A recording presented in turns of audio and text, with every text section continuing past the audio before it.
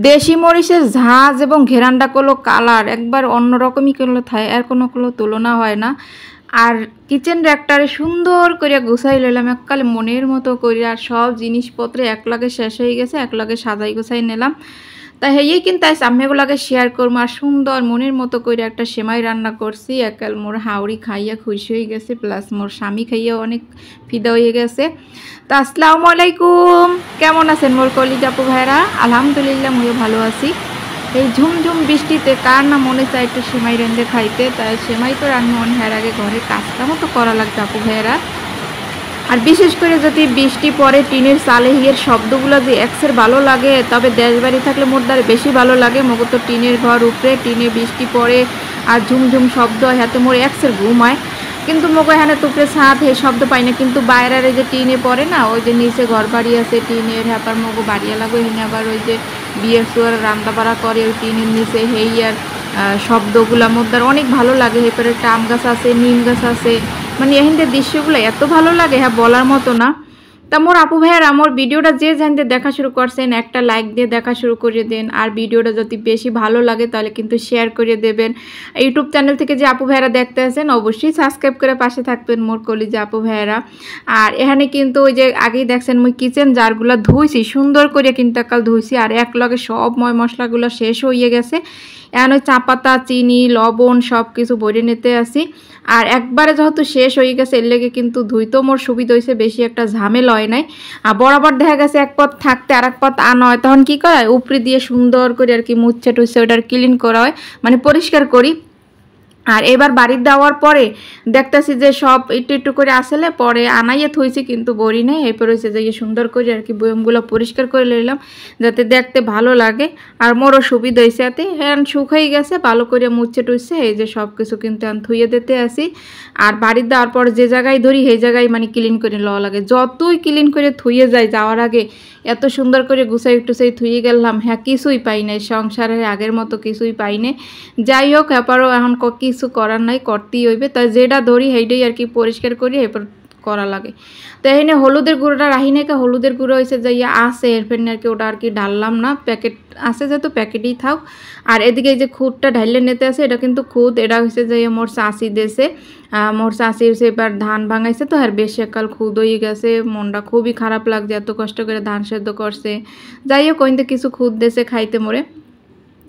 আর এদিকে হচ্ছে মরিচের গুঁড়া, এটাও কিন্তু মগো মায় ভাঙাই দেশে। আসলে মারা না মাইয়া গো সবসময় কষ্ট কোনতে কি হইবে না হইবে সব বোঝে। দেখা গেছে এই রোদ দেওয়া লাগবে, মরিচ কিনে ঝামেলা, একবার দেশালাম খুবই ঝামেলা পোয়াই দেওয়া লাগছে আর কি। পরে মায় বাড়ি বইয়া মরিচ রাখছে, এই মরিচ আর কি মগো খেতেন না, তারপরও কিন্তু কেনা দেশের জিনিস কেনাটাও কিন্তু অনেক স্বাদ, কিন্তু ওগুলো তো দেশের আর কি। দেশীয় মরিচ মগো বরিশালের মরিচগুলো না একটু মিষ্টি মিষ্টি স্বাদ, মানে অন্য রকমের আর কি, ঘেরান কালার সব দিক দিয়ে একবারে পারফেক্ট। তো ওই হিন্দে আর কি মায় মোরে মরিচ ভাঙাই দিয়েছে। তাই বাসার মোর আগের কিছু মরিচ আছে ওগুলোও মোর দেশি মরিচ, ওইগুলাকে মিক্স করে নিছি, মিক্স করে সুন্দর করে বয়মে বয়মে রাখলাম। আর তেজপাতাগুলো কালারটা কি সুন্দর না, একবার সবুজ রয়েছে।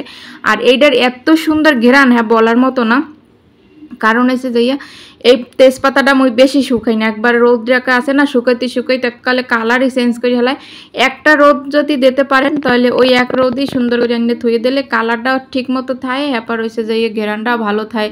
আর ওই যে কিছু শুকনো মরিচও মায় বয়ম ভরে দিয়ে দিয়েছে, সেই বয়মই আছে, ওই যে মুখ আব্বার দোকানে বয়ম আছে ওই আর কি, বয়মে নতুন বয়ম করে দিয়ে দিয়েছে। আর এদিক দিয়ে হচ্ছে কিচেনের জারগুলো তো কিচেন র্যাকই ধোয়া লাগবে, মোর তো কিচেন র্যাক দুইটা। তো এটার মধ্যে হচ্ছে ডুলি কয়, কেউ অনেক কিছুই কয়, অনেক নামে ডাকে, ক্যাবিনেট। তা মশলাগুলো এখানে সুন্দর করে মুই কিন্তু সাজাই রহি। আর এই যে থাকে মস্তে আছে, এই থাকে ওই যে ছোটো ছোটো পেলা বাড়ি, এই কিন্তু মুই থুই। আর এর পরের থাকে নিচে হয়েছে যাইয়া খাবার টাবার রান্না করে এর উপরে সুন্দর করে দিয়ে ডাইটকে থুইয়াতে করে হয় কি গরমের দিনে নষ্ট হয় না বা কোনো কিছু পড়তে পারে না। আর এটার কিন্তু মুই সবসময় পরিষ্কার, যেহেতু এনে খাবার দাবার রাখি একটু পরিষ্কার করাই লাগবে। যাওয়ার আগে কিন্তু সব কিছু গুছাই থই গেলাম, রোজার ওই এত কষ্টরে গুছাই থইছি, এপারও আইয়ে তাবার পাই না কি লাগে আল্লাহ জানি, এত দুলকুড়া কুমির দিয়ে আয়। তাই উপরের থাই কলো মই কলো বয়মগুলো থুই দিতে আসি, যেমন মুড়ি, টোস্ট, বিস্কুট। তা বিস্কুট টোস্ট আনান লাগবে, শেষ পর্যায়ে হয়ে গেছে। আবার মুড়ি এগুলো তো লাগেই, কাল পোলাপানের ঘর তো, আর মোর দ্বারে মুড়ি চা বিস্কুট দিয়ে খাইতে বেশি ভালো লাগে। এর লেগে চা ওই যে সব মানে চা খাইতে যা যা লাগে সবই এখানে আছে। যেমন আর আটার বইমে আটাও শেষ হয়ে গেছে, আটা আনা হইবে, এরপর আটা ভরমু। ওই পাশে খুদের বাটা রাখলাম, চা পাতা রাখলাম, চিনি, তারপর হয়েছে যে মুসুরি ডাল তো আনা হয় নাই, মুসুরি ডাল আনা হইবে, এরপর থইবে, আবার লবণ, শুকনো মরিচ, মানে যা যা মানে প্রয়োজন হেঁটে হেঁটে থুইছি। তারপর খুদের ইটা সরাই নিলাম, ওটা হানে আর রাখবো না, ওটা হচ্ছে নিচের একবার থাকে থুমু। আর একবার নিচের থাকে কিন্তু অন্য মশলাগুলো থই, যেগুলো দেখা গেছে এক সপ্তাহ পর আর কি মুই নিয়ে আর কি কাজ করি, দেখা গেছে 2-3 দিন পর পর লাগে। সব সময় যেগুলো না লাগে সেগুলো হচ্ছে নিচের থাকে, মানে ক্যাবিনেটের মতো। যেহেতু মোর রান্নাঘরে তেমন কোনো ক্যাবিনেট নাই, নাই বললেই চলে, আছে একটা কিচেন র্যাক, হয়তো বাম্মেগুলো কোনো সময় মোর রান্নাঘরটাও শেয়ার করে দিমো। আর এই যে এখানে কিন্তু ওই যে মুই হাঁড়ি পাতিলগুলো থুই, আর উপরে থাকে ছোট ছোট বয়ম, যেমন হয়েছে মরিচের গুঁড়া রাখমু, হেইয়ের বয়ম টয়ম, কাচের একটা বয়ম রাখছি, যেহেতু আমের দিন আছে একটু তাসার দিমুই আনে, হ্যাঁ তো আম্মেগুলোকে শেয়ার করবো অনেকেই দিই না দিই। আর ওই যে একটা নারিকেল তেলের বোতল, ছোটো বাড়ি, পিরিচ, যা যা থোয়া সব কিছু কিন্তু গুছাই থুইছি। আর পরিষ্কার করার পর কিন্তু দেখতেও কিন্তু ভালো লাগতে আছে। এখন হচ্ছে যে একটু সেমাই রান্না করবো, যেহেতু বাইরে বৃষ্টি বৃষ্টি পড়ছে, একটু সেমাই তো খাওয়াই লাগবে। আর এই লাচ্ছি সেমাইটা এত মজা কি কমু, আর অনেক ভালো লাগছে। এবারে এখানে কয়েক পদের বাদাম, কিশমিশ এই কিন্তু আগে একটু ঘিতে একটু ভাজিয়ে নিলাম। আর এই ঘি রয়ে গেছে, ঘির পরিমাণ একটু বেশি পড়ে গেলে পরে এই লাচ্ছি সেমাইটা আবার একটু ভাজা ভাজা করি, হলে খাইতে আরও মজা লাগবে। এগুলো না ভাজলে হয়। তারপর ওই যে যেহেতু ঘির মধ্যে ভাজতে আসি, এটা কিন্তু সন্ধ্যার পরের ভিডিও, রাইতের ভিডিও আর কি। এরপরে কিন্তু মানে কেমন জানি একটু অন্ধকার অন্ধকার। এখানে কিন্তু একবারে গরুর দুধ, এরপর খাঁটি দুধ একবারে। আর এই দুধ দিয়ে সেমাই রান্না করলে এত মজা লাগে। আর দুধটা একবার ঘন করে রান্না করছি, মানে বেশি দুধ দিয়ে মানে পানি পুনি দিয়ে পাতলা করি নেই, অল্প একটু রান্না করবো যে ঘন। আর বেশি সেমাই, অল্প সেমাই যদি বেশি বেশি দুধ দিয়ে রান্না করেন তাহলে খাইতে কিন্তু হেভি মজা হয়। মোদ্দার সেমাই কন পায়েস কন যদি দুধের পরিমাণ বেশি না থাকে তাহলে কিন্তু মোদ্দার ভালো লাগে না, সবসময় বরাবর। আর মোর মায়েরও দেখছি দুধটা সবসময় বেশি দেবে সেমাইতে, পায়েসে, ফেনি যাতে হোক, কারণ দুধটা না দিলে কিন্তু এই স্বাদটাই আসল যে একটা স্বাদ ওইটা কিন্তু পাওয়া যায় না। আমি কিন্তু এর লাগে গুঁড়া দুধও মিশিয়ে দিয়েছি, গরুর দুধ দেওয়ার পর কিন্তু গুঁড়া দুধও দিই। তার মানে সেমাইটা একবারে বক্সে ঢাইলে নিলাম, কারণ এটার মধ্যে কিন্তু আমি রুটি প্রয়োজন করি। মোর তার নাই, যে কয় না যে সেমাই সাদা টাজা যে পেলাগুলো, ওগুলো কিন্তু মোর ধারে নাই। তো এই বাটিটাই মুই সুন্দর করে সেমাই থইয়ে দিই, কারণ দেখা গেছে এটা ফ্রিজের মধ্যে ঢুকাইতেও সুবিধা।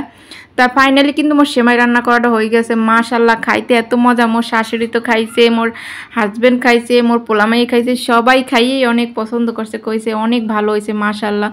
কারণ মোর মনের মতো করে রান্না করছি, যে রান্না বান্না হয়েছে মনের মতো করলেই কিন্তু হয়ে যায়। তা সবাই ভালো থাকবেন, সুস্থ থাকবেন, আল্লাহ হাফেজ।